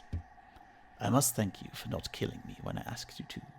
I was irritated at first, but had some time to think up there, and I soon saw the wisdom in your decision. The world is made of more than metal and weapons. I set out exploring and soon found my way here. Shio is a master of many arts, and has promised to teach me what he can. I think I'll be quite happy here. It's such a cute little moment. Yeah. And also, paint me like one of your French nailsmiths. Goaname, churro. Alright, now he's just back to his usual dialogue. Ah, Ranjo Stenja. I'm afraid I can't speak at length. If I move too much, Shio's masterwork will be ruined, and I'd hate to see him upset. Though he may seem imposing, in truth, he's a delicate sort. You two are so friggin' cute together. But okay, we have important business to attend. Because we now have the Left Mantis Claw, and we have the Yzma's Tear for swimming in acid. So, off the top of my head, we had the place that we wanted to ghosty skip to earlier, and we will get to that. Don't want to leave that off the table. But we also had a place we couldn't go earlier because we couldn't swim in acid. Over in the Royal Waterways. So, let's go over there now before we forget to do that.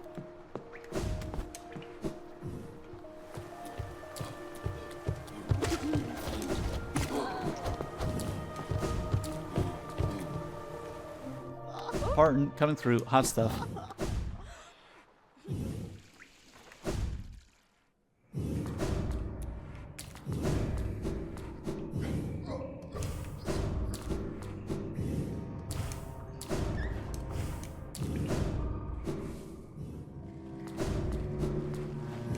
Jump, jump, jump.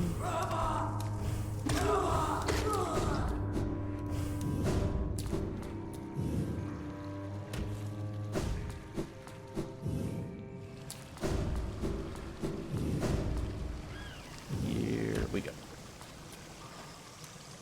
Back in Yzma's Grove.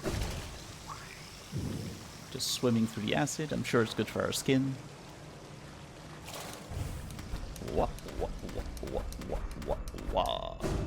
What do we got? 550 Geo. Alright, at this point I would kind of struggle to spend that, but the thought is appreciated.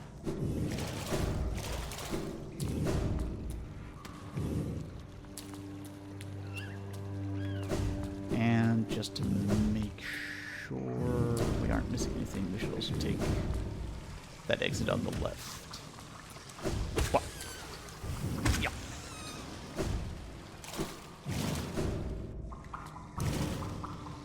Right, that just takes us back here. That's fine.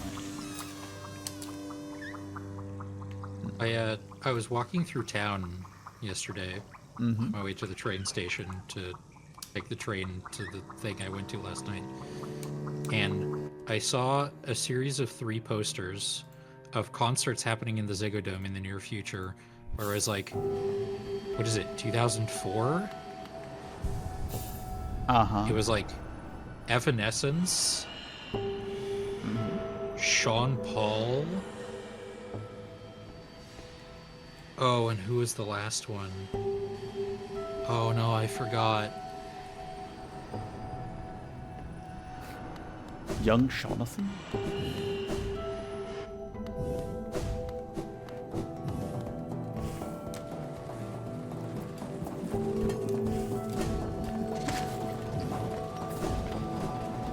Gross.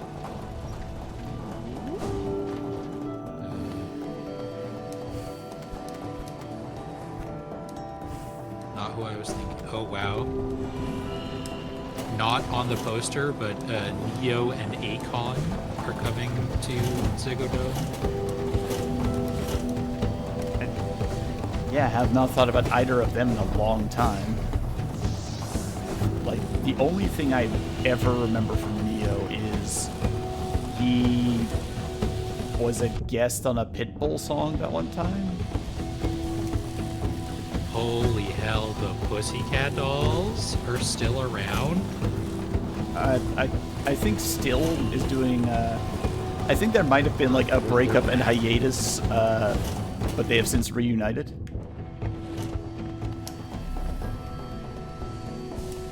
Here we go. Smack, smack, smack, smack, smack. Okay, having now looked through the calendar, I am 80% sure that the last act I was thinking of was Korn.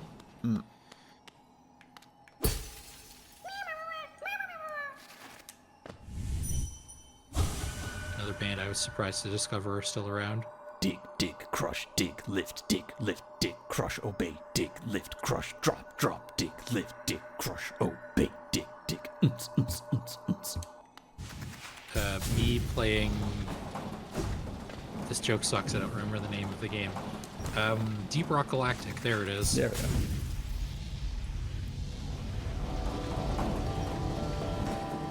A game which dares to ask the age-old question.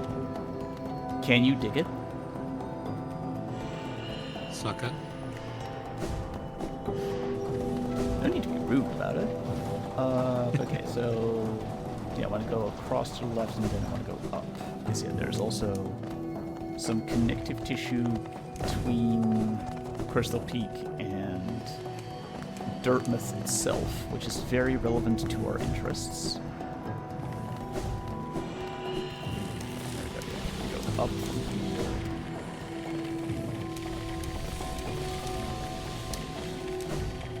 And then across here, there we go. Watch out.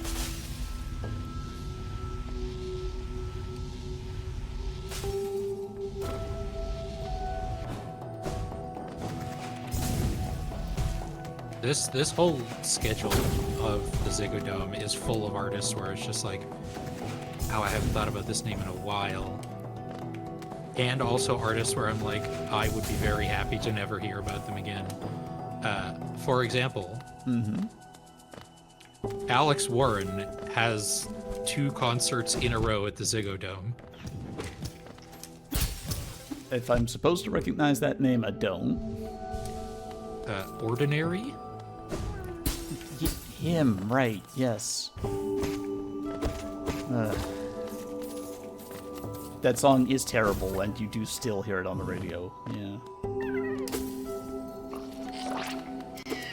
At this point, like, Ordinary is a bigger enemy of mine than I'm Good was.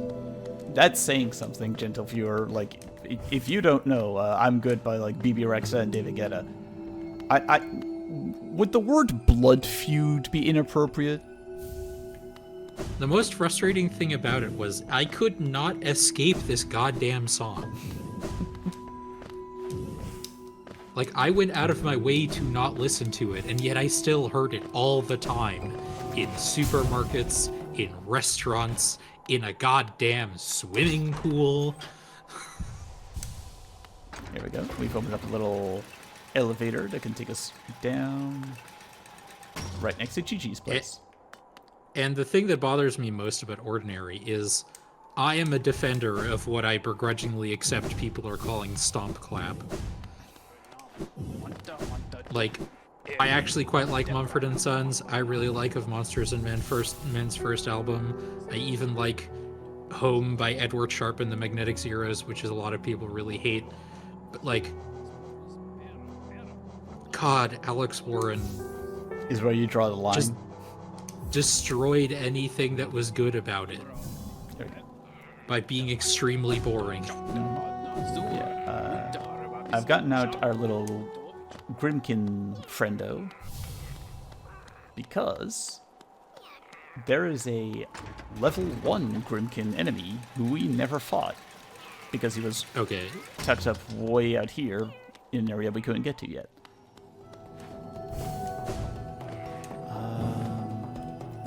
Was it? I think it was somewhere around here. Actually, I think it's one level down from here, but that's still fine. Assuming I can get across from there. I could just warp. It'll be faster Yeah. to just warp. Crystal Guardian, there we go. And then, yeah. Because, yeah, I'm like 99% sure that the enemy I'm thinking of is like there. Yeah. Alright, so drop on to the left, drop down, then just keep going left and we ought to be fine.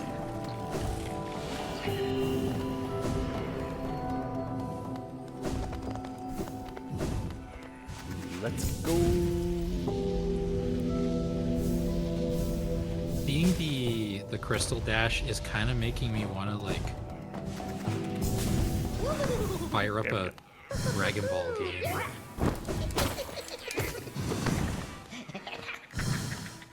There's just something about like the way Dragon Ball games I've played do flying that just hits different.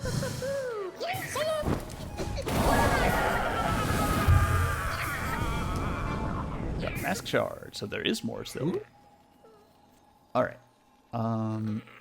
Got that. And we will be doing some more Grimkin, like, hunting later on, but there's still a lot to get out of our Mantis Claw and stuff as well. I just wanted to make sure we didn't forget about this one. Have we done... Hold on, let me open up the map. Yeah, we've gotten here to where you normally get the Crystal Heart. We have not yet been inside of the Crystallized Mound, so let's fix that. Because at this point, I don't see any reason we can't get in there. So,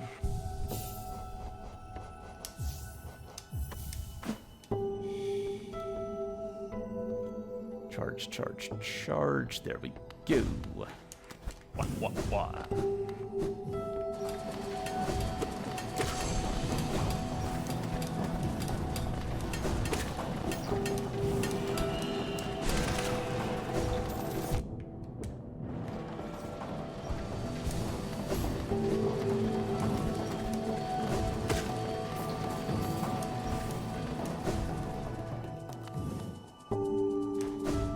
I think I've talked before about this on stream, but it's still true. Like I got over my like blanket dislike of popular music after high school, basically. You know, I stopped being an elitist jerk about it a long time ago. I had the interesting journey on that one, in as much as like, I definitely had to stick up my butt about popular music, but also I was a white kid in 2000, which means I really liked Eminem at the time. Yeah. And my brain did not correlate those two, that like, Eminem isn't pop, he's rap. That's not the same thing. Right, this is why we didn't get in here, is because there's a desolate dive. Yeah. And the interior is, of course, not shown on the map. So yeah, that is one of the only navigational tools we are still missing. So we'll put a pin in that, come back to that. Let's go to Green Path, back again. Specifically, the Lake of Un. Which is... You go ahead. To finish my point about popular music, but that doesn't necessarily mean that, like, there isn't still just a lot of pop music out there that just sucks. Oh yeah, it right? does. Like, absolutely. Side note, you can see the effect of the Isthmus tier right here. Like, we have a little sort of force field actually kind of keeping the acid away from us. I saw in the description that it straight up, like, displaces the acid, or Let's check, because what's the word it actually used? provides protection from the searing acidic pools. Right, this is different text, but yeah. Yeah. Yeah, we here now.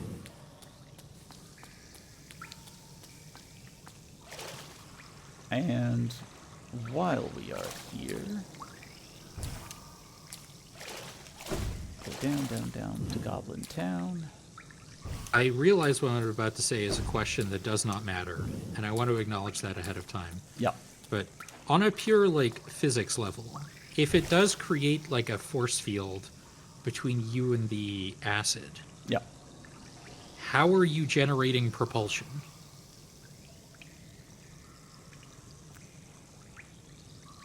Farts.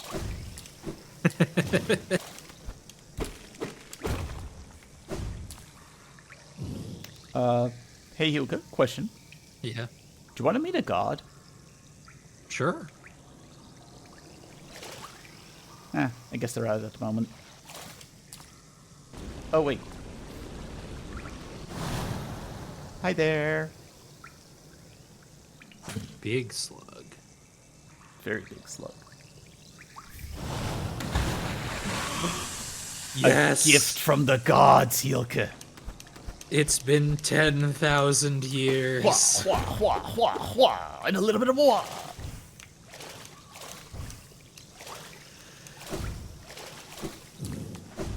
What a productive stream. I'm, Which we should probably wrap up soon, given what time it is. We've got about 7 more minutes till the top of the hour. yeah, which is enough time to definitely do some more stuff, because we are so well set up at this point. I'm still not used to having the left Mantis Claw. Like, I've spent so long I've working noticed. around it. Yeah, right side slash, thank goodness. You. Wah.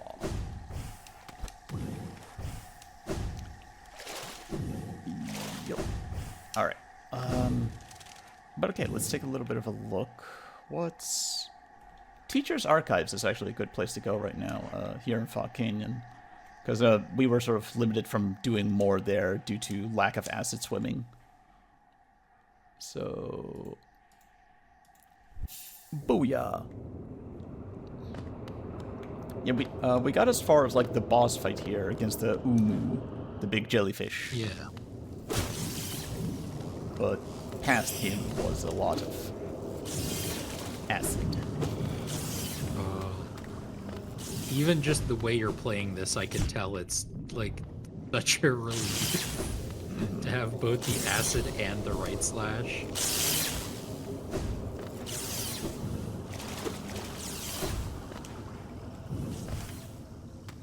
We have the Umu room, the Umum, if you will. Umu, what's this? I think I already made that joke during the boss fight itself, but you know, recycling is good for the environment, so you know. Yeah. Here we go.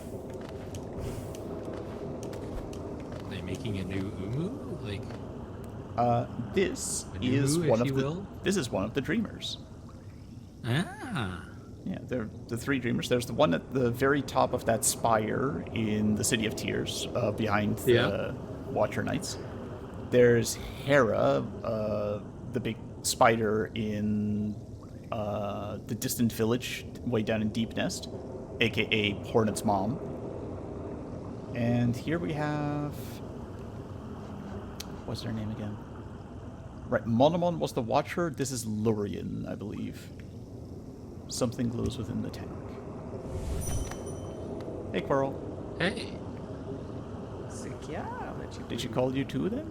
I realize it's no coincidence we arrived together. Though much of my memory is blank, this place I recall.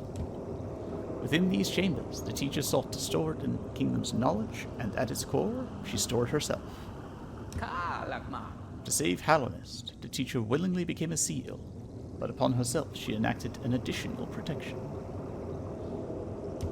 Though I cannot recall it happening, I played a part in that feat.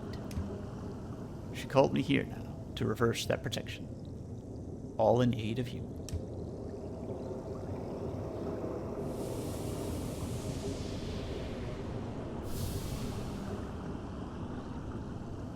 I love how smoothly animated that was. That had way more frames than it needed, and I love it.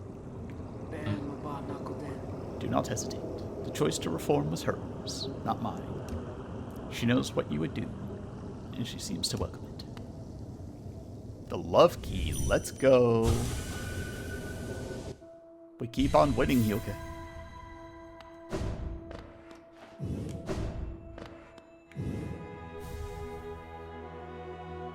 So aside from getting us another check on our bingo board, what does the love key accomplish for us?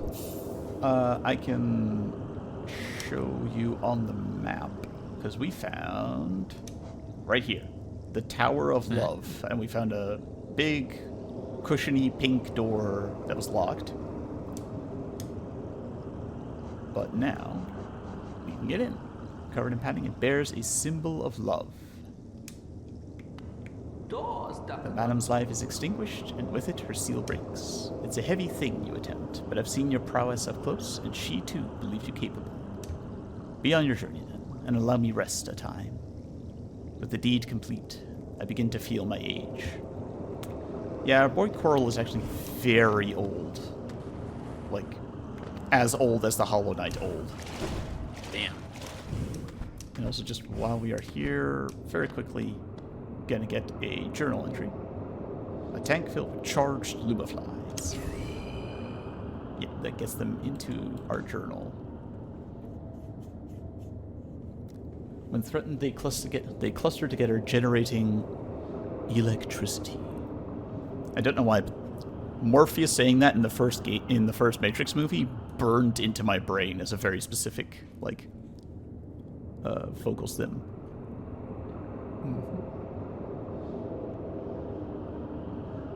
You thought you could get away with that flagrant violation of UN sanctions.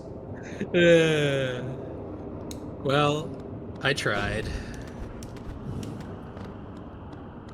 One of these days, I'm gonna find, like, a terrible supernatural game you haven't heard of for the PS2 and make you play it and watch you squirm so you can feel 1/10,000th of the suffering I have had to endure.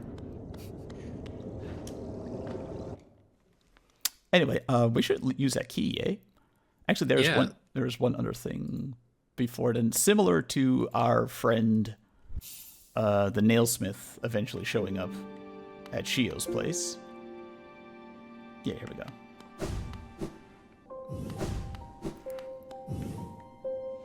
We should wrap it up soon as well. Don't worry, I have a very good idea of how to end today's episode, and we're going there right now. We're actually going to do the Tower of Love next time. Wait, we gotta... Yeah, drop down. There we go.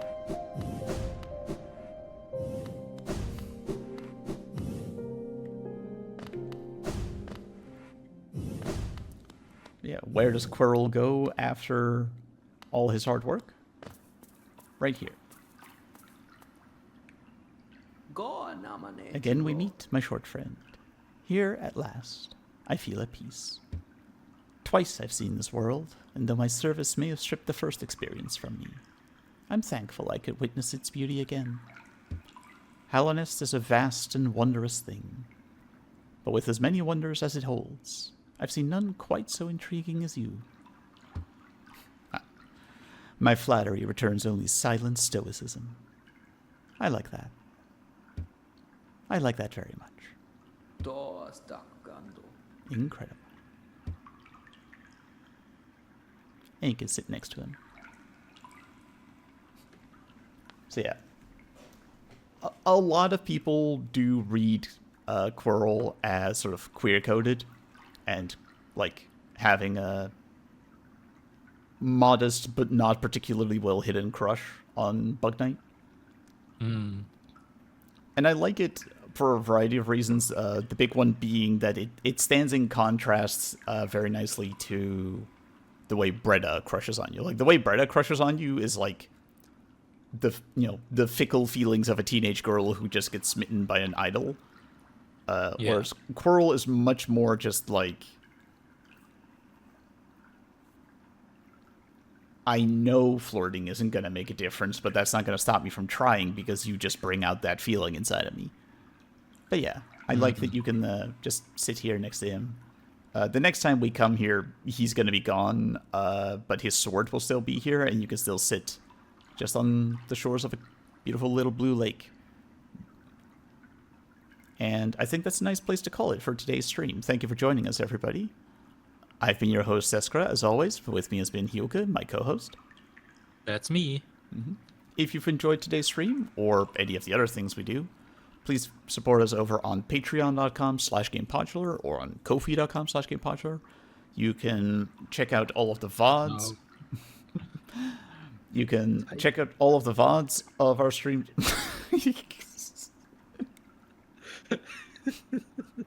I'm good at this, I swear. You can check out all of our VODs of our streams and highlights and shorts of particularly funny bits, such as that, over on youtube.com/@Gamepodular streams highlights. One whole thing, no hyphens. And of course, you can listen to our podcast, such as the one that I recorded earlier today, over on youtube.com/@Gamepodular, or the podcast feed service of your choice, or over on our website, gamepodular.com, which is also where you can find a link to our Discord. We'll catch you next time, and join us tomorrow for another stream between Hyoka and Scott, where you're going to be playing some more Dispatch. Is that correct? That's correct. There's a decent chance we'll be finishing the game tomorrow, given how much of it is left. Ooh, very exciting. So yeah, do check that out tomorrow. Please join us again same time next week. And until then, have yourselves a good one. Bye-bye. Bye.